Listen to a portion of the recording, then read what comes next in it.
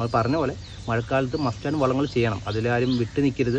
പ്രത്യേകിച്ച് ഡ്രമ്മിൽ കൃഷി ചെയ്യുന്ന ആൾക്കാർ 100% മഴക്കാലത്ത് വളം ചെയ്തിരിക്കണം. അല്ലാതെ അവിടെ ഒരു ആൾ പറഞ്ഞ് വളം ചെയ്യേണ്ട, മഴക്കാലത്ത് ഒരുപാട് വളം ഒലിച്ചു പോകുന്നതുകൊണ്ട് ചെയ്തിട്ടും കാര്യമില്ല എന്നുള്ള കാലത്ത് നിന്ന് കഴിഞ്ഞാൽ ആ ഒരു മാസം കൊണ്ട് 1.5 മാസം കൊണ്ട് അല്ലെങ്കിൽ 2 മാസം കൊണ്ട് നമ്മുടെ ചെടിയുടെ അവസ്ഥ മൊത്തത്തിൽ മാറും. അപ്പം മസ്റ്റായിട്ടും എല്ലാവരും പ്രത്യേകിച്ച് ഡ്രമ്മിലും പോട്ടിലൊക്കെ കൃഷി ചെയ്യുന്ന ആൾക്കാർ മഴക്കാലത്ത് 100% വളം ചെയ്തിരിക്കാൻ ശ്രദ്ധിക്കണം. പക്ഷെ ഞാൻ ഉപയോഗിക്കുന്നത് ഇത് പ്രൊമോഷനല്ല കേട്ടോ, 100% പ്രൊമോഷനൊന്നുമല്ല, നമുക്കറിയുന്ന കാര്യങ്ങൾ നമ്മൾ ഷെയർ ചെയ്യുന്നുള്ളൂ. ഇത് ഇഫ്കോയുടെ ഗ്രീൻ ഡേറ്റ് എന്ന് പറഞ്ഞൊരു വളമാണ്. ഇത് എഴുതിയിട്ടുണ്ട് സ്ലോ റിലീസ് ഫെർട്ടിലൈസർ എന്ന് എഴുതിയിട്ടുണ്ട്.